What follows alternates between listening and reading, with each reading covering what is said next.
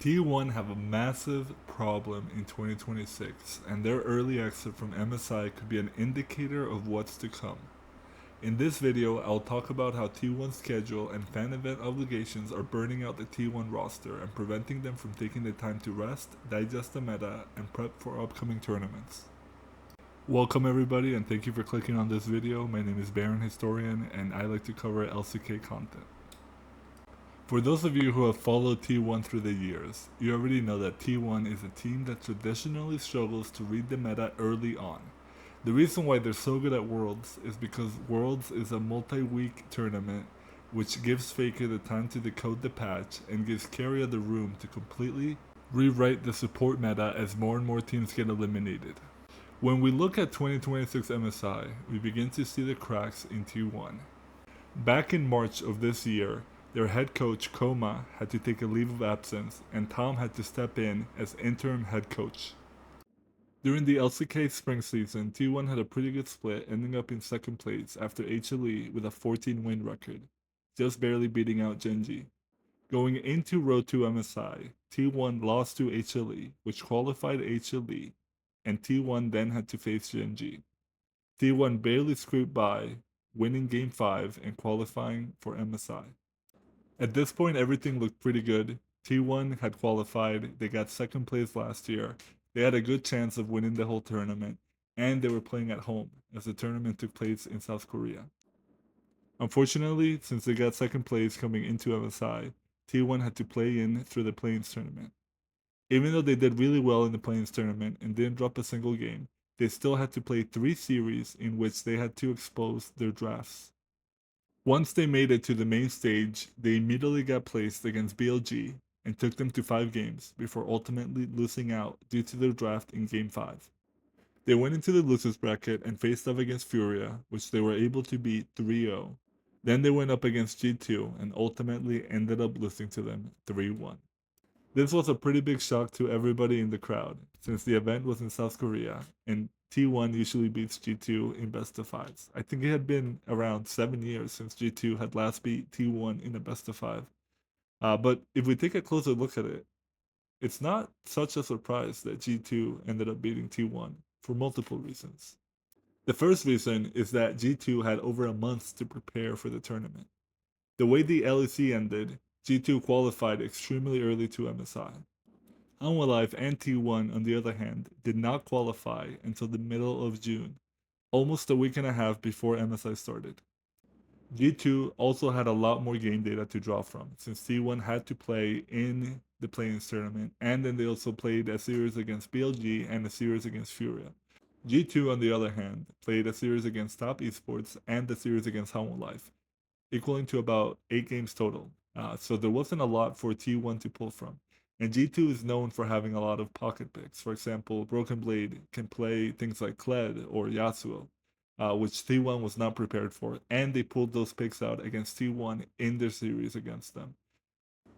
Ultimately, G2 was able to beat T1 in 4 games and knock them out of MSI. It has now been 9 years since T1 last won an MSI tournament.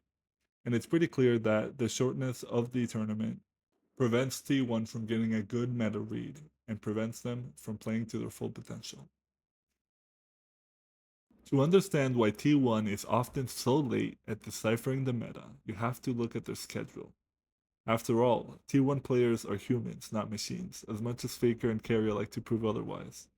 And sometimes, the schedule that T1 has prevents them from taking the time to rest, practice, and come up with strategies for upcoming tournaments. Let's take a look at T1's schedule going back to Worlds 2025. They competed at Worlds, which ran from October 14th to November 9th in China. They then had about 3 weeks off before they flew to Germany to compete in Red Bull's League of its own, which took place on November 29th. They then flew back to Korea and competed in the Kespa tournament, which took place in December 6th to December 14th. Instead of doing what other teams did, like Genji, who didn't play their full roster, they played their challenger players. T1 and HLE both played their full rosters to showcase their new signings. T1 wanted to play a full tournament with pace, and ultimately they ended up winning the Kespa tournament. Throughout all of these tournaments, T1 also has fan obligations and sponsored events and sponsored shoots that they have to abide by due to their contract. So, in between going to tournaments and in between interacting with fans and doing sponsorships, T1 have very little time to rest and to read the meta before they go into the next tournament. After the Kespa Cup, T1 had about a month to practice with the new season, and then they started the LCK Cup in January 14th, and that ran all the way to March 1st. T1 made a pretty deep run in the LCK Cup, eventually getting reverse swept by DK in the losers bracket, and they did end up getting a break because they didn't go to first stand. LCK Spring Split, or LCK Rounds 1 and 2, then started on April 1st and ran all the way to June 14th, culminating in the Road to MSI playoffs tournament, where T1 lost to HLE but then won against Genji. That then brings us to MSI, which ran from June 28th up until July 8th, which was when T1 was eliminated by G2. At this point, you might be saying, but wait, every top team plays a lot of tournaments. Yes and no. Not to the extent that T1 does. If you look at Hanwha Life or Gen G, yes, they attend major domestic and international events, but they don't have the suffocating global marketing obligations that T1 does. If you look at teams like D Plus Kia or KT Roadster, they get massive windows of downtime. For example, in the LCK Cup, HLE got knocked out extremely early, and the break that they were able to take actually ended up helping them a lot. By the time they went into the LCK Spring, they were able to use that time off to work on synergy, work on new strategies, and ultimately they ended up winning the split and going to MSI as the first seed. Even KT, who doesn't usually do super well, started off the tournament, the LCK Spring, going undefeated for 7 games, and being at the top of the standings for the first few weeks.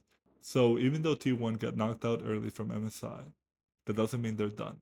They have to get on a plane and go to Paris in order to compete in EWC, which runs from July 15th to July 19th. Afterwards, they have to compete in the Kespa Cup again, which is running earlier this year. The Kespa Cup will take place from July 20th to August 18th. The Kespa Cup will take place on Mondays and Tuesdays of every week, and the LCK regular split will also run concurrently because the LCK usually runs from Wednesday night to Sunday night. The LCK split will go until September 13th, at which point Faker and Keria have about a 1 week break before they head to the Asian Games, which will take place from September 19th to October 4th. If we compare this schedule to the schedule of a team like BLG, BLG have a lot more breaks. Yes, they're competing at EWC, but they're not competing in the Asia Games because China has pulled out of the Asia Games, and they're not competing in the Kespa Cup because the Kespa Cup is for Korean teams. After the Asian Games, Faker and Keria will go back to T1 and prep for about 2 weeks before heading to Worlds in North America, which will take place from October 15th to November 14th. Faker and Carrier will then go back to the national team and compete in the Nations Cup, which will take place from November 21st to November 29th, rounding up the full year of competition for Faker and T1. In between all of these tournaments, T1 will have to complete fan obligations, sponsorship events, and sponsorship videos, on top of all the competitions that they're competing with. So from October of last year until November of this year, T1 has basically been going from tournament to tournament, living out of their suitcases because of all the different areas they've had to travel to, including China, Korea, Japan, the United States, and Paris, and also Riyadh to compete in all these events. T1 is the best and most successful team of all time, but they're still human. With Tom operating as the interim head coach of T1, T1 functions primarily as a player led drafting team. The strategic direction on the stage relies heavily on the analytical minds of Faker and Keria, two of the best players of all time. They are tasked with parsing the data, figuring out the meta, and formulating the drafts for the games that they play. But game theory requires analytical downtime. If a roster spends a significant percentage of its week adjusting to different time zones, dealing with travel fatigue, and dealing with corporate obligations, a question arises. When does T1 actually get the time to scrim? Because they lack the time to proactively experiment and invent the meta, T1 is perpetually forced into a reactive state, basically playing catch up to strategies that other teams who have had more rest have spent weeks mastering. To make matters worse, we also have to look at the physical risk factor of playing in all of these tournaments. Faker's documented wrist injury in the 2023 season proved that when Faker is sidelined due to physical strain, T1's macro and collective win rate collapses. Faker is 30 years old and he's been playing League for over a decade at a professional level. For a player like him, this lack of rest could prove dangerous as he goes on through the year. In 2026, T1's biggest opponent isn't Gen G, Hanwha Live, G2, or BLG. It's their schedule. If you made it this far, I want to thank you so much for your support. Please don't forget to subscribe, like the video, and ring the bell for more notifications when videos come your way. Thank you very much.